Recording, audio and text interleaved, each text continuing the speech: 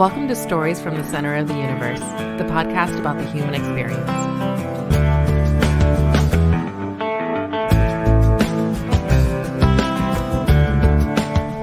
Helen Emerson, welcome to the Center of the Universe. Thanks for having me. We are at Rosie Connolly's right now. We are. The bar that you co-own with my father. With your dad. Yep. So let's start at the beginning. Where were you born? I was born in Liverpool, England, into a half English, half Irish family, a very large family. Mom English, dad Irish? Both my parents have Irish parents and grandparents. Okay, so it's half all the way up a couple generations, sounds like. Yep. All right, I don't detect an accent. Why is that? I moved here when I was 8, so my sister and I lost our accents pretty fast once we got put into the American school system. But your parents still have... They have very thick accents. And do you mimic their accents when you talk to them? I do it to my mother all the time just to pick on her. So you know you're doing it. Oh, yeah. I do it when I get angry. It comes out naturally. And then I also do it just to mimic my mother and drive her crazy. All right. Well, you gave me a fantastic line the last time I was here at Rosie Connolly's. You told me about the capital of Ireland. You want to tell me? Oh, right. Liverpool is known as the capital of Ireland because there's so many Irish in Liverpool. And why is that? Everybody, when they were trying to come to America, they would have to go through Dublin to Liverpool because Liverpool was one of the biggest seaport cities in England, and then that's how you would get to America. But the crossing of the Irish Sea is pretty bad from Dublin to Liverpool. So a lot of people just said, forget about it, I'm staying here, and then ended up settling there. And they had a pretty good sense that the Irish Sea was a lot smaller than the Atlantic Ocean. Like, right. If it's going to be like this crossing the Atlantic, forget it. And even when I was little, my dad used to put us on a ferry to go to Dublin to stay with his sister. And that was in the 80s, and the crossing then was terrible. But we were also on cattle ships, so it would be the humans on the top and then the sheep and the cows and everything on the bottom, and we'd have to wait for them to unload all of that cargo before we could get off. So not the smoothest ride. No. I threw up a lot. You didn't look forward to it. You couldn't have. Absolutely not. Yeah, so if you're going to get out a map, if you're listening to this right now, you get out a map, you've got Ireland to the west, then the Irish Sea between Ireland and what I would consider the rest of the UK. Yeah, the north of England for sure. Yeah. Brutal. Yeah, it's a rough crossing. But Liverpool, you have memories from Liverpool? You must. Oh, absolutely. And I go back every year because my family still lives there. Everybody but your parents and you. Yeah, well, I have 2 uncles here. My uncle, Terry, he owns Penny Lane, so we like to keep pubs in the family here in Richmond. And then his wife is my dad's sister, Rose. And then my uncle David, he is a realtor and also works at Ruth Chris out in Huguenot. Okay. What is it about pubs and your family? I don't know. Because when we lived in Liverpool, my dad worked for Ford Motor Company on the line in the factory in Hale Wood. And that was a big, everybody in Liverpool had somebody in their family that worked for Ford. And then my Uncle Terry, he was a bouncer on the doors in Liverpool, and he was a sailor. And he ended up went to Canada first and then went to New York. And there was this Irish guy, Martin Lawler, who was coming down to run the Bull and Bear Club in the 80s. And he brought Terry O'Neill and then Andy Jennings, who owned Rare Old Times. And Bull and Bear here in downtown? Yep. Okay, yeah. It's been there forever. Yeah, he was the one that brought Terry O'Neill down and Andy Jennings. And Matt, he used to own Matt's British Pub. And they all came down originally to work at the Bull and the Bear and then opened their respective pubs. So we really did run the pub circuit for a while as a family. And a lot of those places are still around. Yes. Sadly, Andy passed away, but Rare Old Times is still going under a guy named Rob, who actually used to bartend at Penny Lane as well. And then he bought Rare Old Times after Andy passed away, and his wife, Cindy, decided to sell it. And because your dad bartended at Penny Lane Pub for 20 years. Yeah, at the old Penny Lane, when it was located on 7th Street, where the federal courthouse is now. And now my cousin Terrence runs it, and it's located at 5th and Franklin. Do you guys ever help each other out? We do. We'll borrow stuff from each other if we run out of stuff. We shoot ideas off each other a lot. We send each other customers. They get very, very busy for all the football matches and Champions League, so he'll send people down here. St. Patrick's Day, if we get a line, we start directing people up there. So because you're an Irish pub. We definitely went with the Irish side of our family and opened Rosie Connolly's, and that is my dad's mother. That's her name, Rosie Connolly. Because Penny Lane Pub is very English. They are very Liverpool centric, is what I call it. So they are very Beatles, and then Liverpool Football Club. They are the mecca of Liverpool Football Club. So they're very Liverpool. Who's your team? Liverpool. Really? I guess it has to be. Well, our family's split down the middle. So my Uncle Michael and his kids are all Everton supporters. And then Terry and my dad and me and Terrence are Liverpool supporters. So my wife and I went to London and then down to Brighton to see a friend of hers. And there was a store in London that had 1 billion hats. And a lot of them were Premier League soccer teams. Right. And I don't know anything. I'm a football, basketball, baseball, American guy.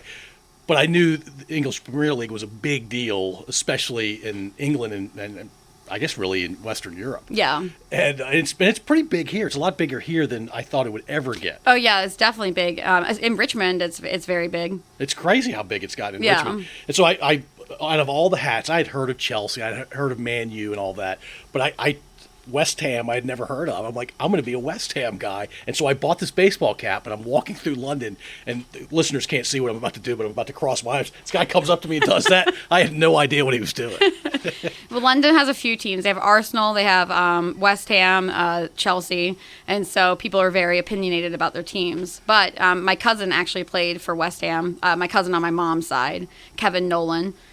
He was their captain for a while, and I've actually heard of his name, and I'm not a big soccer guy. Yeah, so he's on my his grandfather, Tony Connolly, and then my grandfather, Joseph Connolly, were brothers. So Okay. that's how we're related. Nice. That's pretty cool. Yeah. It's really cool. All right, so back to when you were a kid. Do you need to answer that, by the way? I can turn it off. I can pause. Okay. Yeah. All right, so growing up in Liverpool, I say growing up, you left when you were 8, but you do have memories. So what are your memories of Liverpool? So now Liverpool is, it was crowned the capital of culture a few years ago. It's a huge tourist city. They've rebuilt all the docks, and it's beautiful and a lot of tourists. But when I was growing up, Liverpool in the 80s was, I don't want to say run down, but it was, It was a rough city. It was a working class seaport city. So the docks weren't built up. My grandfather, my dad's father was a docker. He worked on the docks his whole life. And it was definitely, rough. You kind of had to be on your, on your toes to know what was going on. On your toes, looking over your shoulder kind of thing. Yeah. But I mean, I wouldn't have had it any other way. It was still an amazing place to grow up, and just culturally, music wise and history, it was amazing. There's, just so much to see there. And a lot of people in England always have bad things to say about Liverpool and people from Liverpool. But I always put it down to jealousy, just saying. But I think that people of Liverpool, if you need help or if you're a tourist and you're lost, they're going to be the first to jump up and help you. They really are like the kindest people. So I can't help but catch the fact that you said capital of culture, or crown the capital of culture. Who deemed that to be so? The European Union. They have the European capital of culture. What? And different cities around Europe are. Does it rotate? It rotates. Yeah. Okay. So Liverpool was the capital of culture, and it's for like your historic buildings and history and preservation of historic buildings and that kind of stuff. But I think it was 2008 that they were the capital of culture. And that was a lot of tourism was coming through Liverpool, and now it's very. You go to Liverpool now, and you don't hear that many Liverpool accents. You hear a lot of tourist accents. People coming from all over. And not just for the Beatles stuff. Obviously, for Liverpool and Everton football clubs, for all the museums that are there, the seaport history. It's actually pretty interesting. So I should go. Yeah, it's definitely a cool place. Don't go in the winter; it's cold. But go in the spring or summer. Yeah, a lot of Americans don't realize how far north Yes. the UK is. Yeah, Liverpool. Yeah, it's the northwest of England, so it's very. It gets cold there, and it's right off the sea, so it definly gets cold. I was just there in February; it's quite chilly. Similar to Scotland, I imagine. Not as cold. Scotland's definitely very cold, but Liverpool can get there. Once you get to a certain level of cold, it doesn't matter if it gets much colder. Yeah, we when we were in there in February, I was like, I forgot how freezing it is in the wintertime. I was like, why are we here in the winter? But we had gone to see my family, so yeah. All right, so when you were growing up, did you know that you were living in the place that the Beatles grew up in?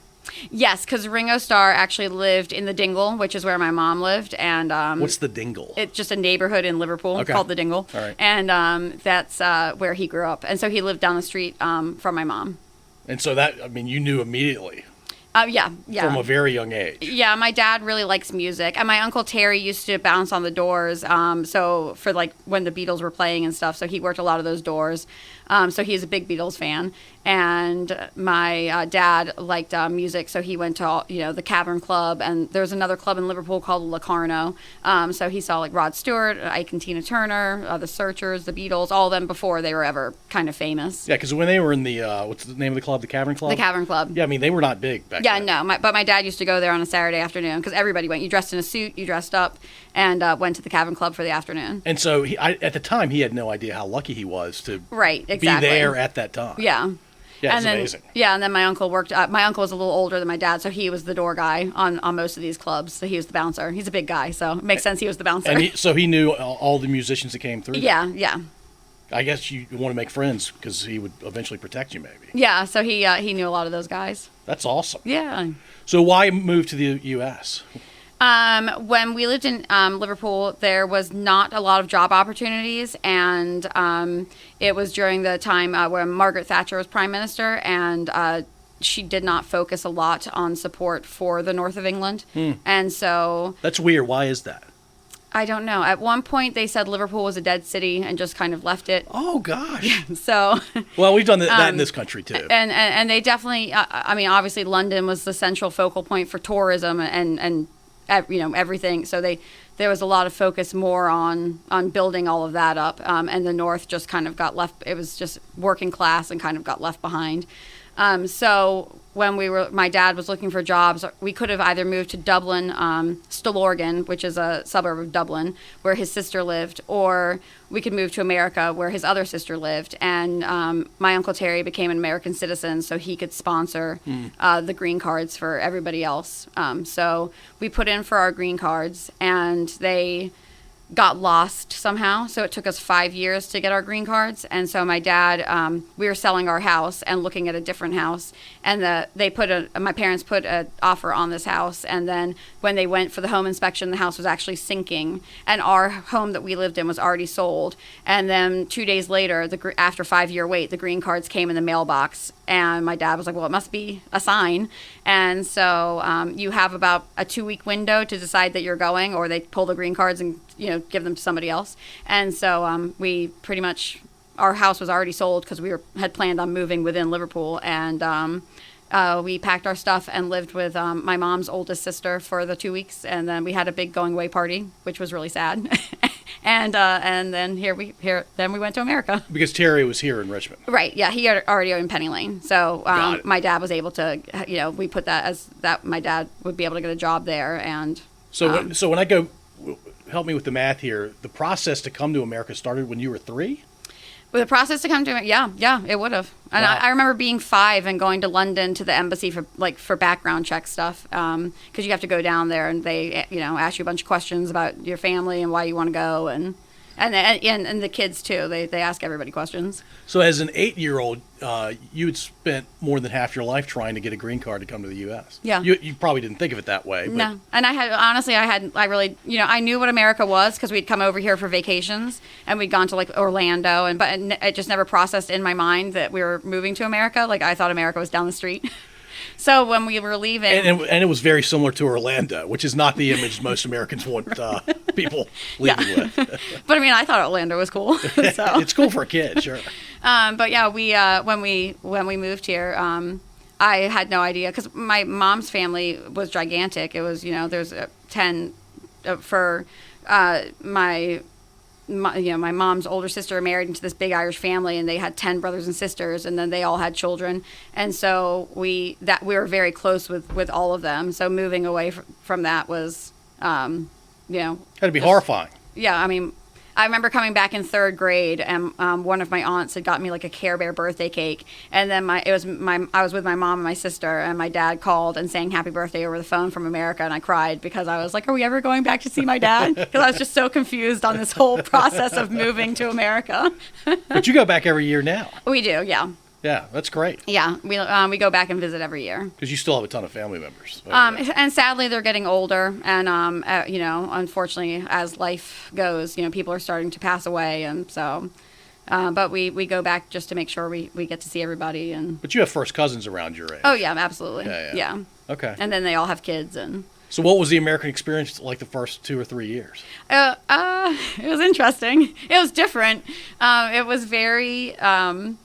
Just trying to get used to the school system, and when we moved here over there, they never figured out I was dyslexic, and then we moved here, and the first 2 weeks I got put into like speech classes, and I didn't understand why. And it's because they decided that my accent was making it hard for the teachers to understand me. So, of course... Wait a minute. You had speech class because of your accent? Because of my accent. I actually have never heard of that. Yeah, it was crazy to me. Is this City of Richmond schools? This was Henrico. Henrico. Yeah.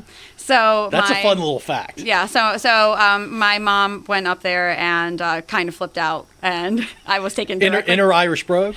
In her very Liverpool scouse. She sounds like Cilla Black brogue when she's angry.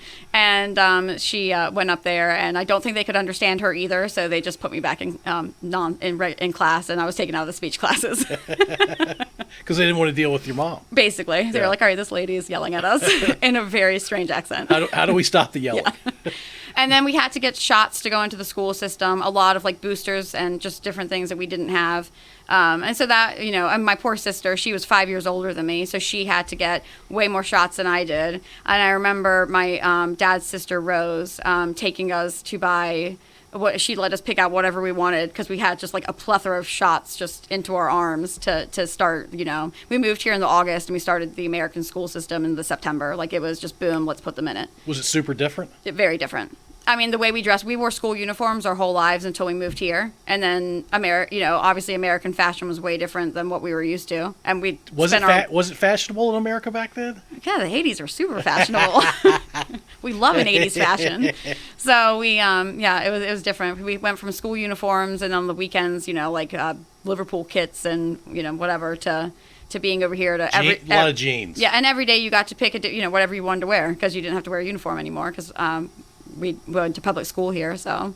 And your parents were okay buying all these outfits? Yeah, I mean, we moved here with not a lot of money, and all of our stuff was on a shipping container coming over, and our house sale, like the money hadn't transferred because we had to basically close British accounts and move them over to America. So I think we moved here with maybe like $200 in cash in my dad's wallet. So for a family of four. For a family of four. Before we could kind of get all of our money situated and our belongings were, like I said, on a shipping container, and that took a while. And so, yeah, when we first moved here, it was kind of, the whole thing was just a really big culture shock, I think, to everybody. My dad says if he could go back and do it now, he would have moved first and set it all up and then brought us instead of just being like, all right, let's go. And all of us coming. Well, it's the first time he had done that too, right? Yeah, I mean, and they were... I think my dad was, like 34. So, I mean, he was still relatively young and had kind of no idea. We'd never moved countries before, so. I mean, you spent a lot of time in Ireland and England, but that was probably about it. Yeah, we went to Spain a lot when we were little because it was very, going to Spain is kind of like the equivalent for England. It's kind of the equivalent of going to like the Bahamas. You can. It's inexpensive. You can go. Not that it's not expensive, but it's not crazy expensive. You can go and get like an all-inclusive hotel and you're basically your flights going to the Mediterranean. Yeah. So we would do that. We would go on one vacation a year, and it'd be Spain, or like I said, we came to Orlando twice. Ireland. That makes me laugh. Ireland we would go to a lot because we would just take the ferry. So my dad would either drive the car onto the ferry and then we would all go, or if it was just me and my sister, we would go with my Nana, Rosie Connolly, and we would just sit in the upstairs portion of the ferry, and my Uncle Michael would pick us up and then drive us to Stillorgan. Which is where their home was. So your grandmother stayed in Ireland the entire time? No, she was in Liverpool. She was in Liverpool as well. And so her oldest daughter Kathleen was in Ireland, okay. And so we would all go, and she would her husband would come and get us off the ferry and take us back to their house. So the things you experienced as a kid that were pretty tough. Yeah, it was. Now as an adult, I look back on it. I just thought it was normal life, but being around, my friends who just always lived here, I was like, my life was not, it was a little bit tough, yeah. But you don't regret any of it? Oh, no, not at all. And it probably makes you a little bit better suited to deal with things now. Yeah. I mean, I couldn't have the life in Liverpool. I would have a good life in Liverpool because my whole family was there, but I couldn't have the life that I have now in America if I still was there. Yeah. I mean, we have a nice house. We have this restaurant. My daughter, my sister has 3 daughters, and they're all in college or graduated. My daughter's still in high school, but she is a competitive Irish dancer, and just different things that are big in America that we probably wouldn't have done over there. So more opportunity here in terms of how you could spend your time and invest money. Yeah, it's weird, right? Yeah, I mean, they do say, America's a land of opportunity, and some people say it isn't anymore, but I still think it is. I mean, it absolutely still is. I see a lot of people even when I go home that say they'd love to live in America. So, a lot of people still would love to be able to come here and have the opportunity to, be able to live here and have their kids live here or have their kids, born here. We're not perfect, but I'm biased because I grew up here, but I can't imagine living anywhere else. No, I mean, I think it's great, so. And you've been here long enough that, like, you... Yeah, absolutely. Yeah. So that's, it's interesting how in Liverpool you felt like you just didn't have as many opportunities as you had in a place like Richmond, because Richmond's not a big place. Right. I mean, in Liverpool now is definitely very different than Liverpool in the 80s. Liverpool now, there's plenty of jobs and plenty of, places to work and things to do. And Liverpool in the 80s, it was, you were a docker, you worked at Ford, you drove, lorry trucks, just different, very working class opportunities. What's a lorry truck? Like a big rig, but they're called lorries over there. Like an 18-wheeler? Yeah. Okay. You drive to London delivering, whatever came into the docks, that kind of stuff. Got it. All right. So when you were in high school, what were you up to? Were you all about school? Were you? No, I was terrible in high school. It wasn't because you weren't smart, just because you weren't focused on school. I was not focused in school, and I definitely, I was dyslexic, so I would, a lot of times my brain just was not, it was, in outer space a lot of times, and I would just kind of, it would be hard kind of pulling it all together, so school was not my favorite because I sometimes would have a hard time focusing. When did you know you had dyslexia? As soon as we moved to America, the American school system figured it out. They did not. In England, unfortunately, I had one horrible teacher who used to make me stand up in front of the class and read, and I was dyslexic. I would read backwards. I'd see all the letters backwards, and she used to tell everybody that I was stupid and not to be like me. Oh, that's so horrible. She's an adult. She was a mean adult. She's supposed to be nurturing in that position. Yeah, well, some teachers are, some teachers are not. So when you see a sentence, see spot run, how sometimes like the R would be backwards, or just the letters would be backwards, or and so I'll do it now sometimes, and I'll laugh when I do it because I realize what I'm doing. I will say the sentence backwards. In my mind, I'm flipping it. So you know how to flip it today. Yeah. You've overcome it effectively. Yeah, and then math, I was very just like I'd flip all the numbers. And I was that's maddening. Terrible at math. Yeah, terrible. Trying to get algebra done when you're dyslexic, I imagine, is impossible. It was definitely just frustrating. I would flip every number and be like, man, what am I doing to myself? So you knew you had a challenge with that, right? And it sounds like a lot of kids, myself included, attention deficit was a thing, right? Was it because you were creative? Or I don't know. Or energetic? I definitely was energetic, and my mom will tell you I was energetic, and I'm not sure. Just I don't know. So who were your friends? How would you classify your friends? I would say when I was 14, I started sneaking down to Grace Street to hang out at Twisters and Rockets and go to punk rock shows.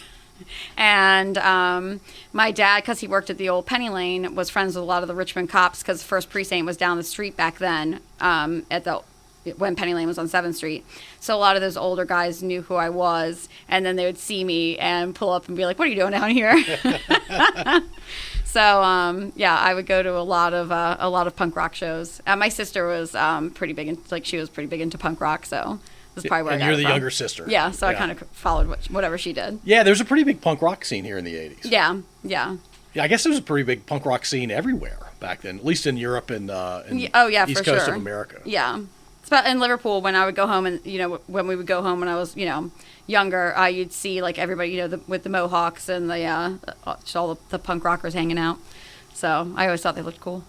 So you were a rebel a bit. I don't know, because everybody I knew was like that. They were either into like straight hardcore music, straight edge music, punk rock, the Bad Brains, stuff like that. So I didn't think I was a rebel because everyone else was like me. What is straight edge?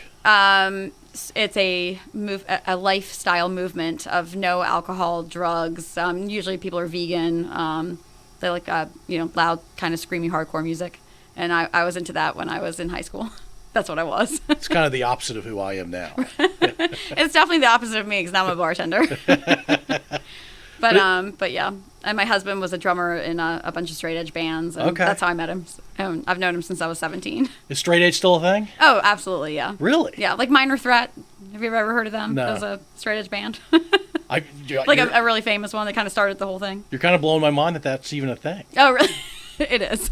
I mean, I guess I'd heard of it, but I didn't fully grasp. Yeah, it was a big movement in Richmond in the like the late 90s. And it sounds like there's still a subsegment out there. Oh, absolutely, yeah. Yeah, wow. Yeah. All right, so you graduated high school. I did, yes. What were you going to do after you graduated? I was going to go to VCU for theater. Okay. Because I did, I guess I was creative because I liked theater a lot. Yeah. And then I kind of put that on hold because I was traveling. I was going to go to Liverpool for 6 months and stay with my grandparents and then come back and start VCU. And then I kind of just flaked on starting college and decided to I started waiting tables around Richmond, and that was fast, easy money. And Yeah, you like money. Who doesn't like money, right? yeah, and then I got married. And then I got married young, and just kind of started life, and then Life started early for you. Yeah, never went back to the acting aspect of life. So I was going to ask, with theater, it was acting. You were Yeah. on stage. You weren't necessarily behind the scenes. Right? No. You liked acting. Yeah. What is it about acting that you like? I think when I was little, I used to, make up scenarios in my mind so much and play them out with my dolls, and I think it might have just come from that. That's Then I started super playing it out creative. in real life. No, that's super creative. So yeah, I think that's how I would enter. That's kind of how I started entertaining myself when we first moved here, and we're trying to figure life out, and then I just kept it going. Yeah, because you don't make friends immediately. Right? No, it's hard. It's hard to make friends. And so when you're on stage and you have an audience, does that give you a ton of energy, or that's not really why you do it? I would get nervous that I would, that I would forget the lines. And I don't know why I did. I think I just really liked it. But the audience part, some people do it for that. That was never it for me, because sometimes that would make me like nervous, and I'd be afraid that I would forget lines. So rehearsing was as much fun as actually doing a show. Yeah. So I did enjoy all of that. All right, let's talk about, did theater just stop entirely after you decided not to go back to school? Yeah, pretty much. I just kind of started going to different, other aspects of my life. I kind of moved on from it. Started working full time, and I turned 21 and started working full time, and I worked with a bunch of other same age group of girls, and we would all go out, and so just kind of regular life took over. And you've mentioned competitive Irish dancing a couple times for your daughter. Oh, yes. What is Irish dancing? Like river dance. It's the easiest way to describe it. But I mean, it's a very ancient form of dance in Ireland, but river dance kind of is what brought it to people's attention. But it's a fast pace, is my impression. Right. Yeah. Fairly energetic. Yes, you have to have very strong legs. Yeah. It's a lot of movement in the legs. And so for your daughter, like, did you put her in it and she just loved it and kept doing it, or is it more of a family tradition sort of thing? I put her in it when she was doing ballet, and then there was a place out in Chesterfield that offered it. So I put her in it when she was 7, and that was just kind of, it wasn't a competitive school. It was more like they do festivals and stuff. And then I put her in it, honestly, because my Uncle Michael and my Uncle Joe both, it made them both really happy. So to have this one Irish dancer still in the family. And then she was very good at it, and she's really good at rhythm, which she definitely gets from her dad, who was a drummer. So she's, really, really good at keeping beats and rhythms, and she's always, ever since she was very little, she's been very good at that. So she was good at it, and then we moved her to a competitive school here in the Richmond area. For Irish dancing. For Irish dance. So she would go to competitions. There's a school, like after academic school, she would then go to this school? Yeah, so she would go to her regular, school during the daytime, and then she would at nighttime go to Irish dancing classes. And that school was a competitive dance school. So on the weekends, she would compete all over the East Coast. That's a lot of time and money. It was a lot of, yes, it's very expensive. It's a very expensive sport. And you're still doing it? She actually has retired out. She kind of messed up her toes, unfortunately, with Irish dance. It's kind of like ballet. Some people's feet just kind of blow out, and hers did. So she decided that she wanted to retire. And she was going to go back this year, but she went back to a couple classes and her toes started hurting her again. Yeah. She danced here for us on St. Patrick's Day, and then she just kind of told her teacher that she didn't know if her toes would hold up, and so she doesn't want to have toe pain the rest of her life either. Yeah. So, and her teacher's super understanding. So she said if she wants to come back in 6 more months, or if she 2 years down the road wants to come back whenever you want. Yeah, that's cool. So, so when did the idea of owning a pub start for you? So I worked for a gentleman called Michael Ripp that owned Havana 59. Okay. He started Havana 59 when it first opened in, I think it was 1994. So I worked for Michael. My dad was friends with him. He used to go into Penny Lane, and he always wanted my dad to work for him. So when I was about 20, I was working at Penny Lane, and then I was looking to work I was working Penny Lane during the daytime. And so I was kind of looking to pick up some shifts at night. So they needed a cigar girl at Havana. So I started working there as a cigar girl. And then I started working there when I turned 21 as a bartender on the night shifts, and I worked at Penny Lane during the day. And Michael always wanted my dad to work for him. So Michael was going to reopen his family's business called O'Brienstein's. His father owned it in Regency Square. Mm-hmm. And he was opening it downtown in Shockoe Bottom next to Havana, so this building that we're in now. Okay. And he kept asking my dad, and the federal courthouse was being built on the original Penny Lane site, and they were moving Penny Lane to 5th and Franklin, and my cousin Terrence was coming back from California, and he was going to, start to take it over from his dad and run it. And so my dad was like, well, why do I'm going to go work with Michael because he's been asking for years. Terrence is coming back to run Penny Lane. You guys are moving it. Now is kind of like an opportune time just to kind of let Terrence and his dad do their thing. I'm going to go try this out and see how it goes. To try something different. And so that all worked out. Terry still comes in and seats people and hosts for Terrence, but Terrence and his wife Lisa now completely run Penny Lane. So my dad came and worked for Michael, and O'Brienstein's was open for a couple of years, and then the concept just wasn't working in this neighborhood like it did kind of in the 80s in Regency. And so Michael was talking about selling it. My dad was like, well, I'd take over your lease, and then I changed around to just a pub. And so they kind of agreed on that.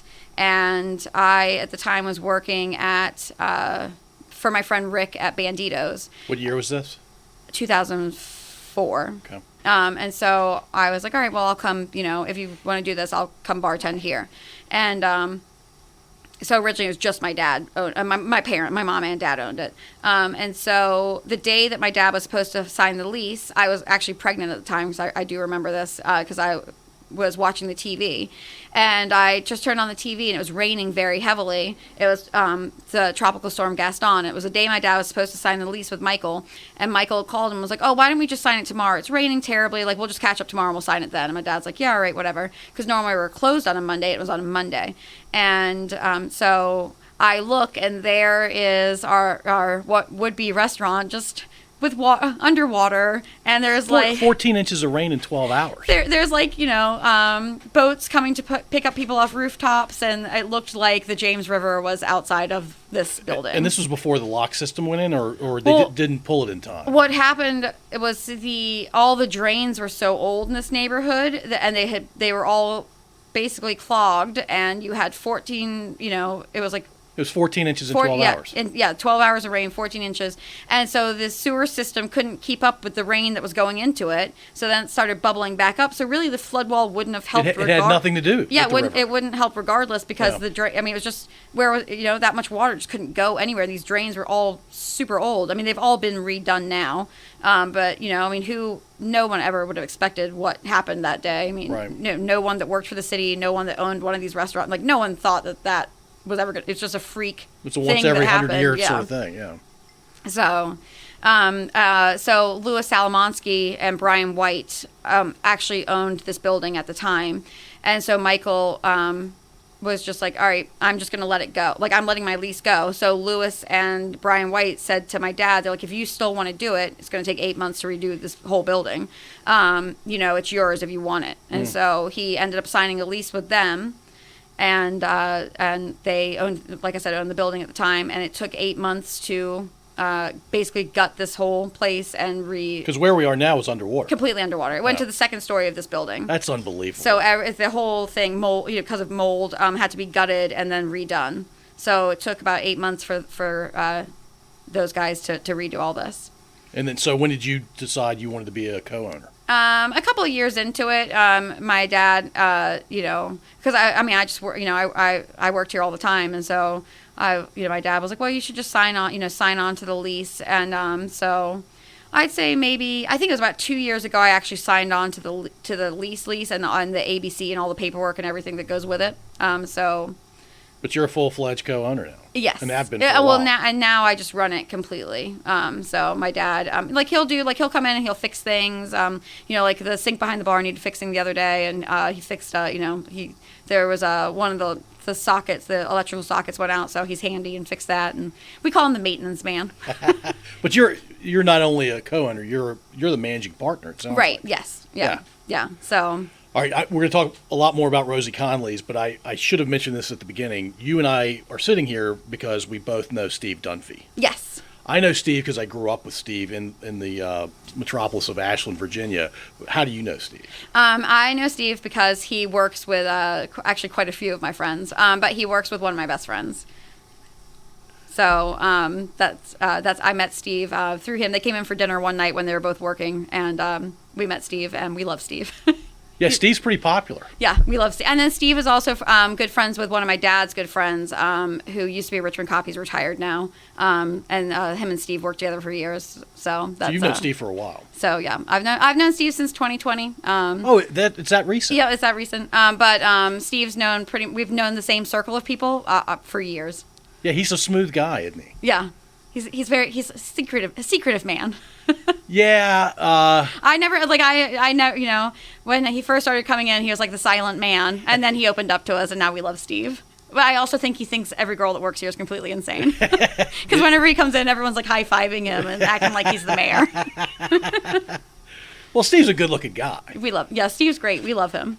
Yeah. Well, he's got a great personality, too. Yeah, he's super nice. And he's the kind of guy that would do anything for you. Yeah. You just have to ask him. He really is a nice person. Yeah. So we're glad that we got to have Steve in our family and in our lives. There should be more people like Steve. There should be more Steves. All right, we'll come back to... He's also going to kill both of us right now. Oh, he'll be fine.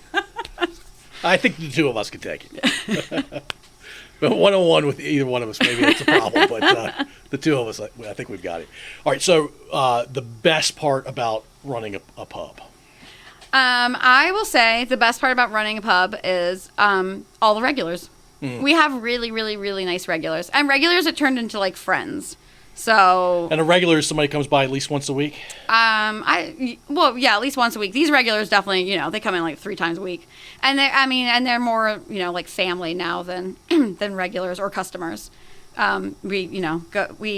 We do stuff outside of this restaurant together. Nice. On Sunday, our entire staff went to the Churchill Irish Festival, and all of our regulars were with us. So it's more of like a friendship. It's definitely not like a customer bartender or customer owner type of relationship. It's just friendship. How many regulars, roughly? Oh my God! I think we had a group of like 20 of us up there. Wow. Okay. At the Irish Festival this past Sunday. That's really cool. It was a good time. We all had a good time. That's our favorite. We love that. When you festival. say this past Sunday, yesterday? Yes, yesterday. Yeah, yesterday. Yeah. All right, I'll go back to, you and I were originally going to record the Monday after St. Patrick's Day. That's right. And I think you were probably exhausted that entire weekend. Oh, yeah. Describe from your perspective, starting on St. Patrick's Day through, say, Sunday. I would say I felt really bad for customers that came in Sunday because I probably looked like I was sleeping behind the bar, and they're probably like, "Why is that girl standing up to sleep?" And we tried to like high five all the customers that came in Sunday and be like, "It's so fun," and we were so tired by that point. We're like, "So much fun." Because you had done nothing but work Friday and Saturday, right? Yeah, so we had gotten on the Wednesday, so that would have been the 15th. It was my birthday. And then we also had an Irish session, which is like an Irish music jam. Wait a minute, your birthday's 2 days before St. Patrick's Day? Yeah, I was supposed to be born on St. Patrick's Day, but I showed up 2 days early. I like to keep my mom on her toes. Happy belated birthday. Thank you. So yeah, on the 15th, we had an Irish session night here. So that's sometimes we'll have 10 musicians, sometimes 20 will show up. Like a jam session? Yep, it's all traditional Irish music, and they've been doing it for years. And so we had so that was a busy night and a lot of fun. Well, let's stop there. What kind of instruments are we talking about? The fiddles and drums and kind of Guitar? Not really. I don't know if there's a guitar. Sometimes like there's the core group that always stick together and they know each other and they play in bands throughout Richmond and then they do this traditional Irish music together, and then they'll have people who will hear about it and pop in with whatever instrument they play, and the core group will incorporate that instrument into what they're doing. Is there a flute?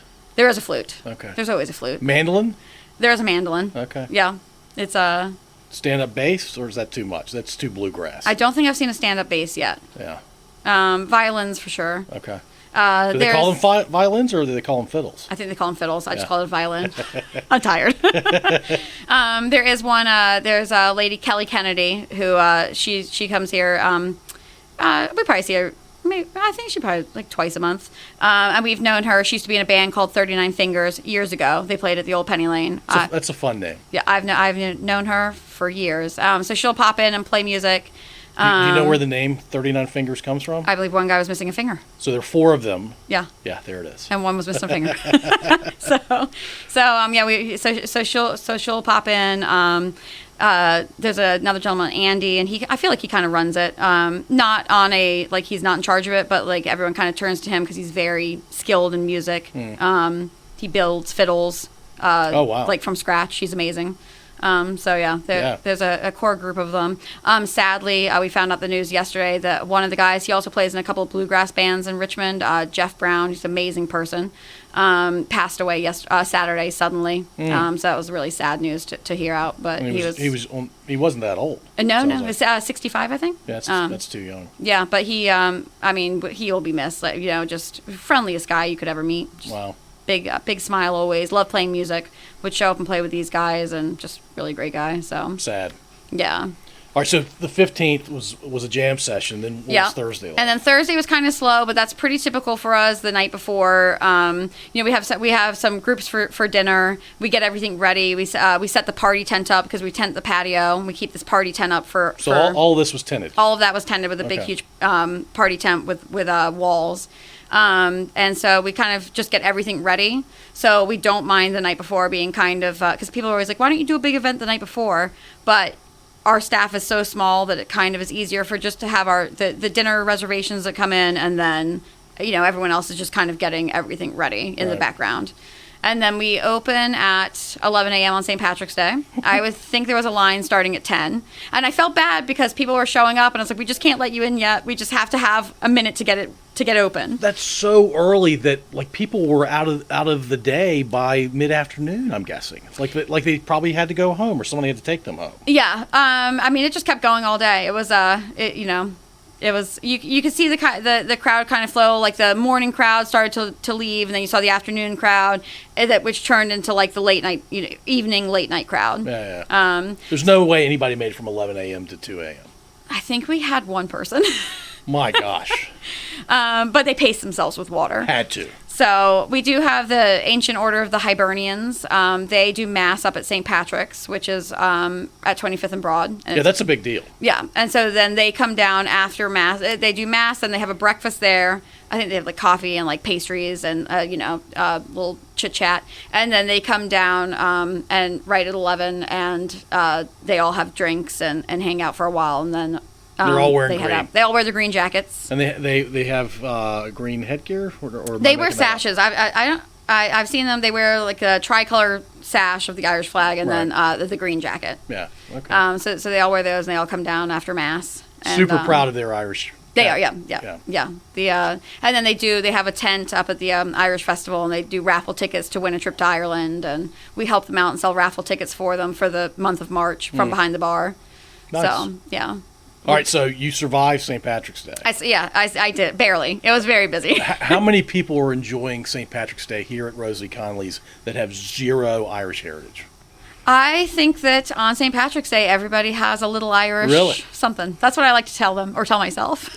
So, or even if you just want to, you like it and you want to be around everybody else having a good time. And so in spirit, everybody's Irish. And we do have a group of actual guys that all moved to America from Ireland. There's about 10 of them, all younger guys, or in their early 30s, late 20s. They were all in. They are some of them play like on different like football teams around town. Some of them do the hurling. They're on the hurling team. That there is a hurling team in Richmond. I had no idea there was a hurling team. Yep. So hold on. What is hurling? It is. It's not getting sick. No, it's an Irish. It's an Irish sport. Where you see them with the stick. Yeah, that's a crazy sport. Yeah. So they do have a hurling team in Richmond. That's brutal. Yeah. It's like a crazy person's lacrosse. You gotta be tough. You gotta be tough. Which, most of these guys are tough, so it works out. And the girls, there's women on it too. You can't disparage them. They're pretty tough girls. There's something on Instagram showing a guy going from one end of the, I'm saying field, I don't know if that's what you call it, one end of the field to the other end to score a goal. And the Irish announcer is just, he's beautiful Irish accent. And he's super happy that his guy is making all these amazing moves, and then he misses it at the end, and he had nothing positive to say for the next minute or so. It happens, unfortunately. But the Irish are the only ones that play hurling, right? Obviously they're playing it here now, but originally. But I suppose as they move, away from Ireland, they take it to wherever, whatever country they've moved to. Yeah. Because it's definitely popular in Richmond. it's a pretty big group that I think sometimes they'll have events here, and I want to say about 40 or 50 people will show up. So it's a pretty large group that plays. Yeah. They have to have other teams to play against, so I imagine it's at least a lot more. At least one other. Right. It gets kind of old if they're only playing one other team, so I imagine they're probably several. All right, so you mentioned these guys that are in their late 20s. Yeah, so they all came. They moved over here for work. To Richmond. To Richmond, yep. A lot of them work for DuPont and different things. So they're a fun group, and I think that they definitely bring a lot of fun on St. Patrick's Day because they have a good time themselves, and then they embrace literally everybody else in this room that we're sitting in with them. And so it's like its own party in this dining room with this group of Irish guys. And they have Irish accents. Oh, yeah. They're super, very, very thick accents. So is Saturday a repeat of Friday? So Saturday we did not know what to expect, and we're like, I feel like most everybody probably partied on Friday. We opened at 2, and by 2:15 there's probably 100 people in here, and none of us were expecting it, and we're like, oh no, we got to move fast. Because St. Patrick's Day once every 7 years hits on a Friday. Yeah, so we did not know what to expect on the Saturday, but the Saturday was pretty popular. I think when St. Patrick's Day hits on a Friday, everybody's viewing it as St. Patrick's a whole weekend. Yeah. To include Sunday, I'm guessing. Sunday was actually we did brunch, and then we closed at 5. So it was the usual brunch crowd, and then we were done. We closed. Oh, we actually closed early. We closed an hour early. We closed at 4, and then the entire staff went home and passed out. I think I went to sleep at 8 o'clock on Sunday. I was in the bed, fast asleep, with the covers pulled up over my head. Like 12 hours of sleep that night, yeah. probably. I even missed the premiere of my favorite show. I was so sad. Wow. I know. You could record it though, right? I forgot because I just wasn't paying attention, and then last night I was like, oh man, I missed the first episode. So you're pretty happy that we didn't record last Monday. Last Monday, I just had so much going on, and they were taking the tent down, and they were coming to get we rent portable toilets and everything, so all of that was getting picked up. And then I was like, oh, I'm just not gonna. I was like, I'm not gonna make it. I'm gonna fall asleep in front of this microphone. So so I'm glad we're doing this now. Running a pub, what's not so good about it? What is not so good about it? Sometimes running a pub is very frustrating. So for us, we used to have streets outside of our front door. And the original farmers market, the way they had it. So that was also 70 parking spaces. So when the city wanted to build this pedestrian area, which originally was supposed to be, I think, with the baseball stadium, and then the baseball stadium didn't happen, but I don't know why they wanted to continue on with this pedestrian area. Some of the business owners really wanted it. Some of them did not. I definitely was fine just continuing on with the streets. 70 parking spots plus the farmers market was here. Correct. Like an actual the farmers actual market. original, with the awning things. Yeah. So, the plus side was we do have this beautiful patio. The negative side is parking, and the construction took way longer than they told us it was going to take. I think they told us it was going to take 16 months, and it was like 2.5 years. I mean, you'd walk outside sometimes, and it was just there was nobody working on it, and you'd be like, where is everybody? Zero urgency. Zero. Yeah. I mean, zero. And I mean, these, you've got pretty much every owner of these restaurants is from a different country and come to America to live the American dream. And they got here and they made they got these restaurants and they've, worked hard to keep them open, keep them going. And then you have pretty much zero sense of urgency, unfortunately, from the city. Why not open a pub out in Henrico County? The way for us, for Rosie Connolly's, it kind of all fell into place after Gaston with, the way we got the building. If we moved it out there, we would have to rebuild from the whole kind of outside of the building looks like a pub. Like if you went to Liverpool and walked up to an actual pub in Liverpool, or if you went to Dublin and walked up to a pub there, it looks just like Rosie Connolly's. You walk in and it looks just like that. And you would basically have to, if you're going to move it, you'd have to build out an entire building. And it would seem out of place in the suburbs. Right, exactly. Yeah. I mean, you could either just, open a pub and slap some, Irish flags on the wall and be like, look, it's a pub. Or you could do it like this, where it's a real build out, and this is what you go there, and this is what a pub looks like. And we've got some amazing things on the walls here. Yeah, the dining room has a lot of horse theme, which obviously I'm into because I love horses. So this is you. This was actually my dad, all the racehorse stuff. And then one day I was looking at it and I was like, oh man, I never even really put two and two together. Now that I'm looking around, there are a lot of it's horses. a lot of kind of the race horses and the jockeys, and So which is also very popular where I come from. Did you have a horse growing up? I didn't. My neighbor had a horse growing up, and so I would ride with her. And then within the past year, I ended up getting back into riding, and now I do have a horse, which is very exciting. So when you ride, are you jumping, or is it? I actually decided to, when I started riding again, to try Western. I don't even know what that means. Because I live in America, and I love I love Western type stuff. So that's what I do. I ride Western. What does that mean? Just a different saddle and different, okay. No jumping and no, different than like what you would see like with the fox hunting and all that. Just Right. completely opposite. Like a rodeo, like cow roping and that kind of stuff. Do the horses dance in Western? Oh, that is dressage. Wow. That's very fancy. That sounds extremely fancy. No, my horse would be like, girl, what do you think we're doing? So you guys just go out for walks? Yeah, we do trail rides a lot. Okay. Yeah. And what is it about that you? It's very relaxing, but you do have to focus, obviously. So sometimes my mind can, with this restaurant and just everything else in life, my mind is everywhere. So it's easier it's kind of like streamlines your focus into like an hour of a trail ride. You're like, all right, I'm just focused on this ride and this horse, and You're being present. Yeah.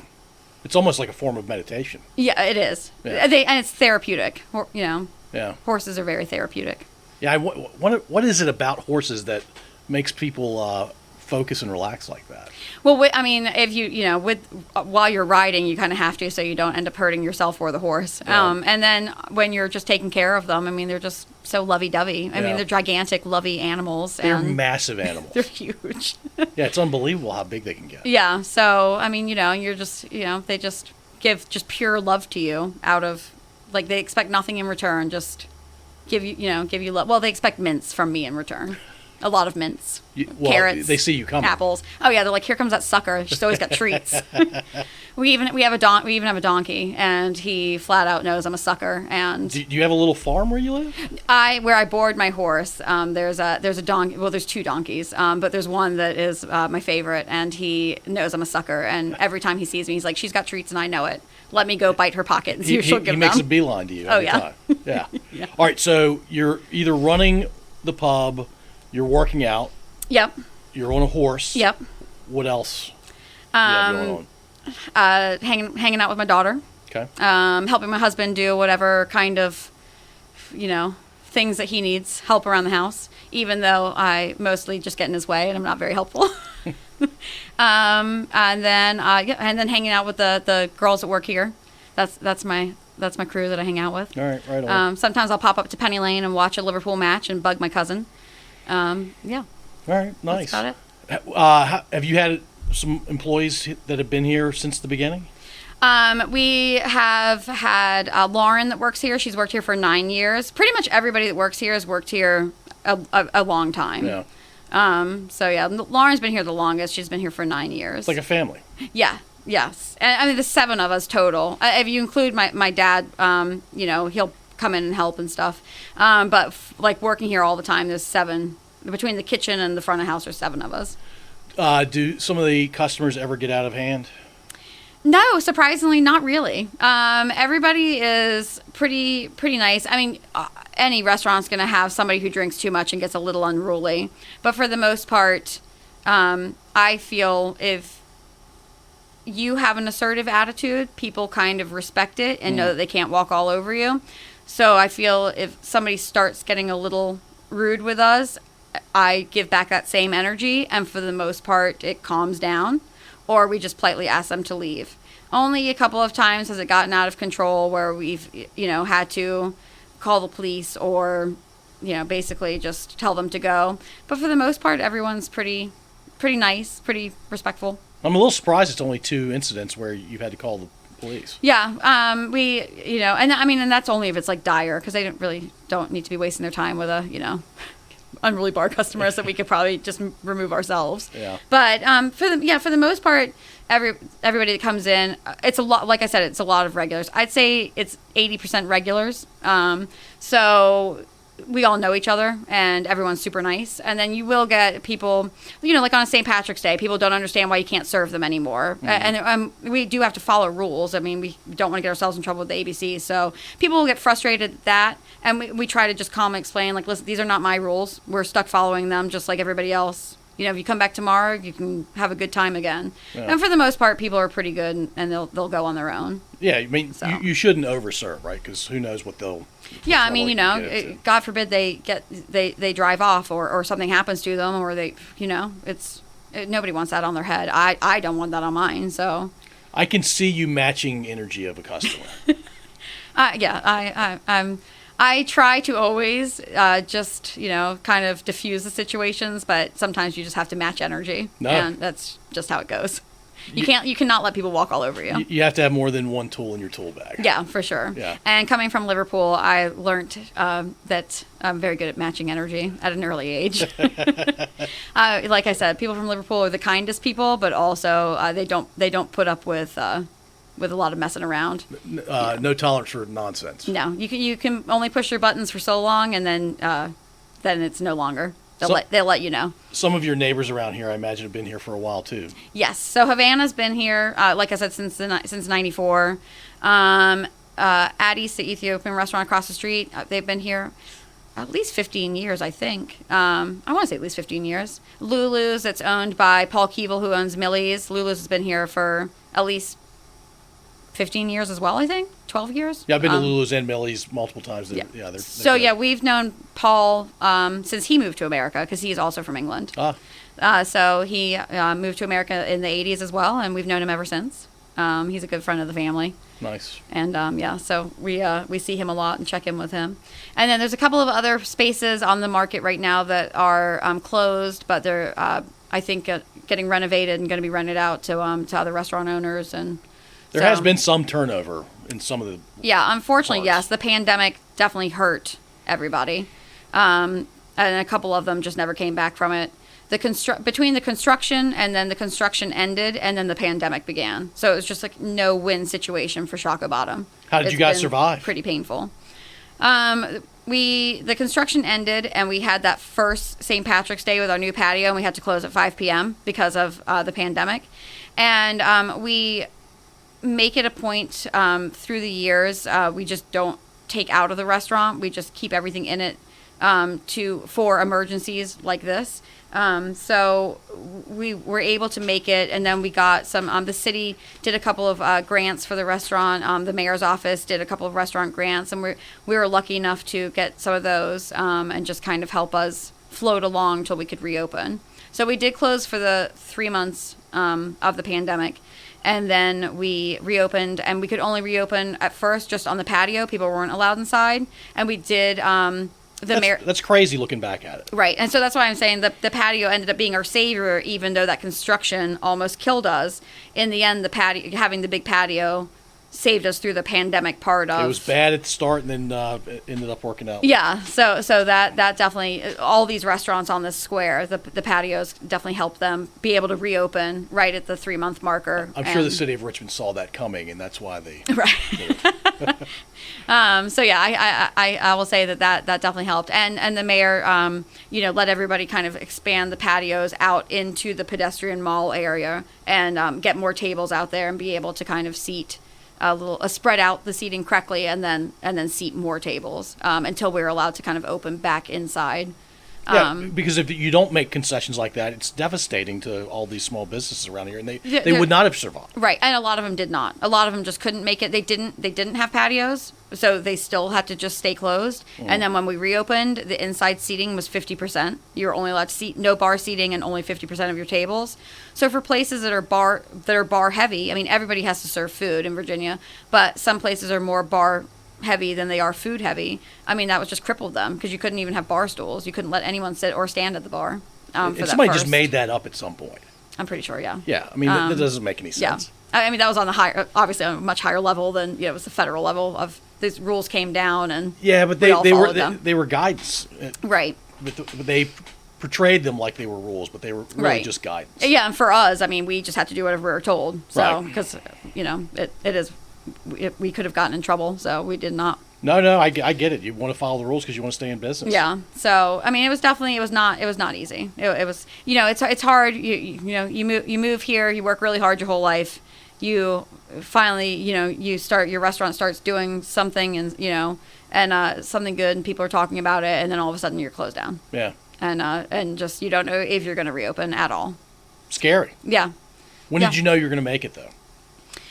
We put in for, originally we were not going to put in for any of the PPP loans. Yeah. And then we ended up putting in for one, and that helped. And then we were able to bring our whole staff back and start paying them.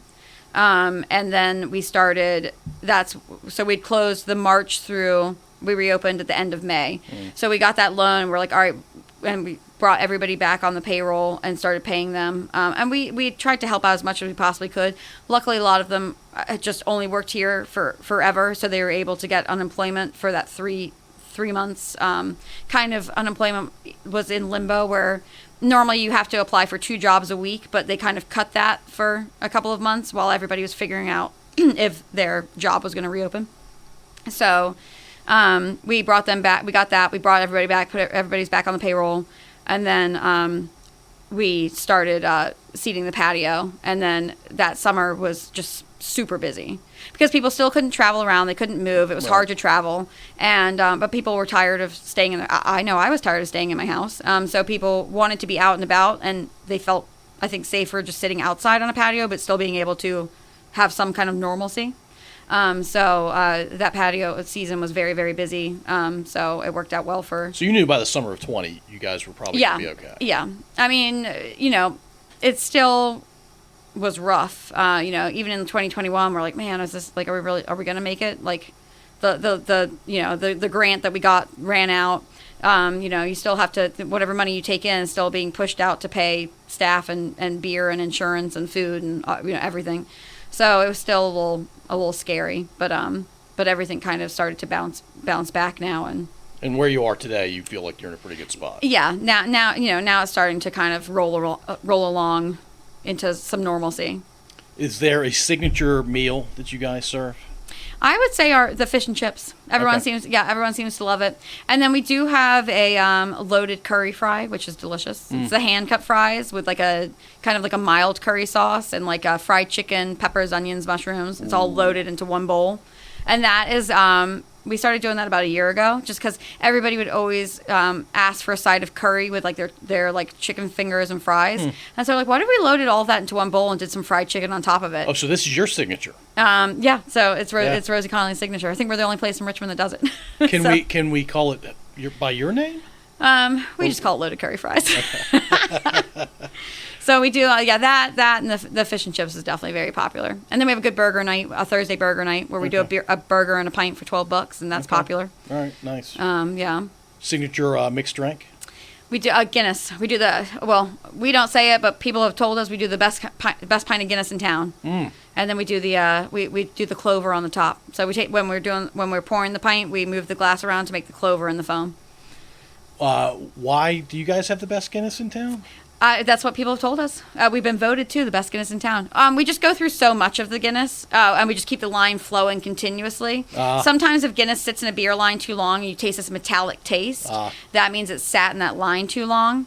So you avoid that? Yeah, we just, the Guinness is constantly flowing. We just sell so much of it that it just moves. It never sits in the line. And then when we get in every day, we pour out that line to make sure it's flowing. Yeah. So that way it's just not just beer sitting in the beer line to come through into the tap. I'm learning all kinds of fun things. Yeah. All right, I'm going to throw you off entirely with the question that I ask most folks. Yeah. It's actually my buddy's question, but I do enjoy this question, especially because it gives insight into who you are that typical questions wouldn't get you. So imagine you're a talk show host. Okay. Day talk show, night talk show, late night, whatever. But it's a one-time only. You can invite people that are famous, not famous, so friends and family. They can be living or dead. Okay. A female, a male, a musical act, and if you're into stand-up comedy, you can share a stand-up comedian. All right. Female, male, musical act. I'll start with musical act. Okay. Rod Stewart. What is it about Rod Stewart? Love Rod Stewart. I've loved Rod Stewart since I was little. He's my favorite. I've seen him 10 times in concert. Wow. I know. It's insane. He's not from Liverpool, is he? He is Scottish. Or his father's Scottish, and he's from London. He was shy when he first started singing, yeah, right? He was in The Faces. I also love The Faces. Yeah, he wouldn't come Ron out Wood. the first time. The story I heard, for his first in-person concert, he was behind stage singing. Yeah. Like he didn't want to come out. I never heard that. I'll have to look that up. Yeah, I could be making that up. That's all right. I do. Yeah, I think when I was little, like I said, my dad really liked music, and so he'd play different records, and so we would listen to a lot of Rod Stewart. And I think it just reminded, for some odd reason, the family that, like I said, my mom's sister married into this big Irish family, and all the sisters in the family would have a few drinks in the pub, and then they'd all start singing Hot Legs and dance around. So I think that that's where my love for Rod Stewart came from. I forgot about that song. Yeah, this entire large family just dancing around to Hot Legs and singing at the top of their lungs. He's in his 80s now, right? Yeah. Yeah. I just saw him. My parents and I went to Las Vegas and saw him at the Caesar's Palace. Oh, he's still doing it. Last of September. Yeah, we had a great time. Oh, wow. We do love Rod Stewart. Yeah, he was internationally famous for decades. Yeah. Yeah. So Rod Stewart would be definitely my musical act, which I'm sure people are like, what is wrong with this girl? No, I think a lot of people. Rod Stewart. I think a lot of people would say that's awesome. Or ABBA. I do love ABBA as well. I don't get ABBA as much as I get Rod Stewart. Yeah, I do love some ABBA. My mom loved ABBA, so that's probably why I like them. So yeah, and then does Robin Williams count as a stand-up comedian? Because he was a comedian. Oh my gosh, he was definitely a stand-up for a long time. So definitely Robin Williams. Yeah, he should still be with us. Yeah. I mean, he was so good and so pure. Yeah. It's very sad what happened to him.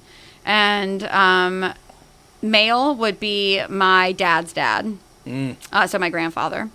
Do you remember him? He actually died before I was born. Yeah. He was a docker for his whole life, worked on the docks, and ended up sadly dying. He pretty much had asbestos poisoning and all, in his lungs, all just from working on the ships and all the cargo. And back then, in the 40s and the 50s, there was no regulations None. for dockers and working on those docks and ships. For anybody. Yeah. So sadly, he passed away before I was born. But so, you've heard stories about him. Oh yeah, my dad and my uncle David just always talk about him.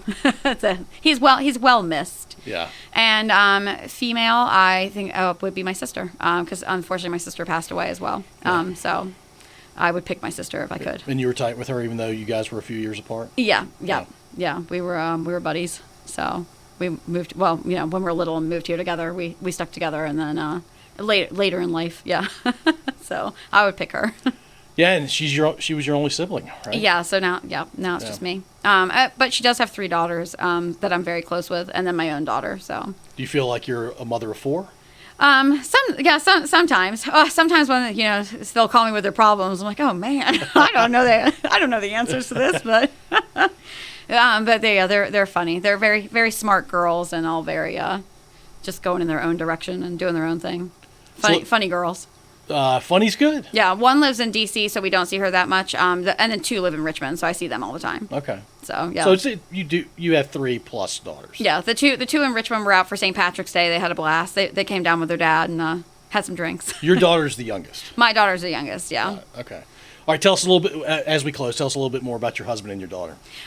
So my husband, he sells wine. He is a wine rep for a company out of Manassas called Dionysus. It's a Greek, the gentleman that owns it, Yanni, is Greek. So they do a lot of Greek wines, Portuguese, everything. His dad was with the FBI for a long time. They lived up in Stafford County. So his dad is a really funny guy. He's got a lot of stories. And then my husband also does a lot around the house. We live out in Powhatan. He likes to fix a lot of things. He likes to tinker with everything. The lawnmower, you name it, he tinkers with it. He's not that old to be tinkering so much. Oh no, he likes it though. He does not like to have to get things fixed. He likes to figure out the problem and he's going to fix it himself. And he enjoys it. He enjoys it. Yeah. So he's very very good at that. Somehow his brain just kind of figures it out, and his dad's was the same. Well, is the same way. His dad's very similar. So if he has a problem, can't figure it out, he calls his dad, and his dad's like, all right, this is how you're going to do it. So.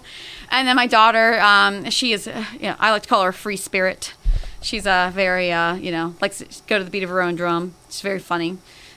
She works out with a Westchester Chick-fil-A, and she's been there for a while. And like I said, she just retired from competitive Irish dance. She works at Total Terror, which is a haunted attraction out in Powhatan in October. Okay. So she likes to scare the crap out of people and jump out of the woods at them because she's a lunatic.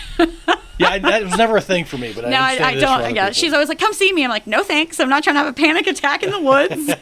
but she likes it. So, and then she'll come down here and she'll, like I said, she'll put on the Irish dance shoes for St. Patrick's Day and come out and dance. And Toes can tolerate once a year.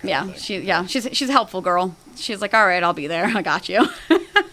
And she's an only kid. So so she's very close with her her youngest or my youngest niece. They're similar in age. So, and then we go to the beach. We'll go to Nag's Head for a week every year, and so they'll hang out for a week and drive me crazy.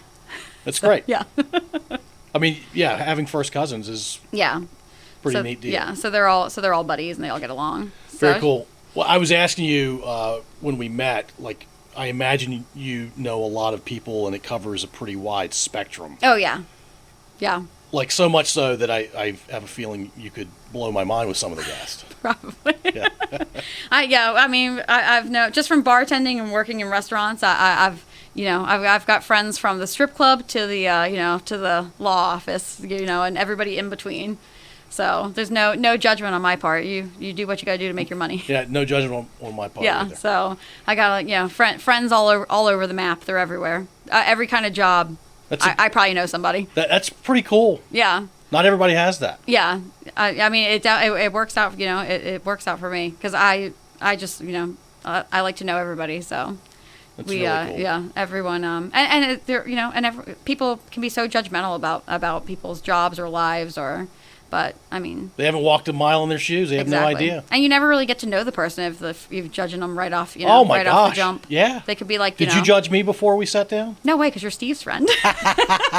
So I get some of that Steve magic. Yeah, you get some Steve credit because Steve's such a good guy that he wouldn't have mean people in his life. I mean, I know Steve, and we reconnected recently, I guess a couple years ago, and I'm like, I need more people like Steve in my life. Yeah, right. Yeah. Everybody needs more people like Steve in their lives. I think that's right. He's the best. Yeah. Although, he rolls his eyes. He's like, shut up. Like and everybody always says, you mention his name to anybody, and everyone's like, that's the solid guy, salt of the earth guy. Like, everyone loves Steve.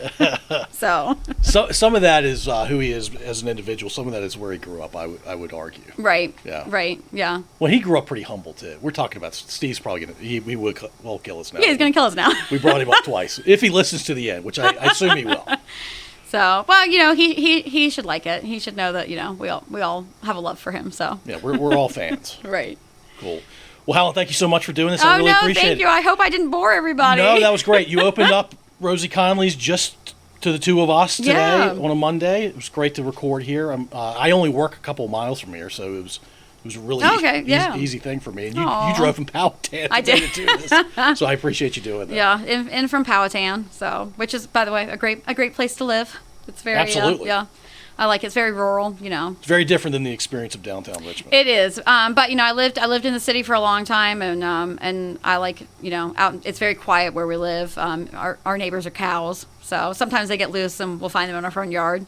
We also have a random rooster that shows up that. I was going to say you can recharge when you're out in Powhatan, but not if you have a rooster waking you up super early. I'm like, where does this rooster belong? Go home, rooster. So we haven't figured out where he belongs yet. But I think maybe you have to pick him up and then take him to the next county. I don't know. He might attack me. Yeah, roosters could be pretty mean. Yeah. So, but it kind of makes me laugh because I'm like, all right, this is what Powhatan's like, man. Random rooster in your front yard. That is pretty random. So. Awesome. Well, thanks again, Helen. I really do appreciate it. Yeah, thank you. Thank you for listening. If you enjoyed this episode, please subscribe to wherever you listen to podcasts. We'd also really appreciate if you'd rate and review us. You can find us at scodupodcast.com.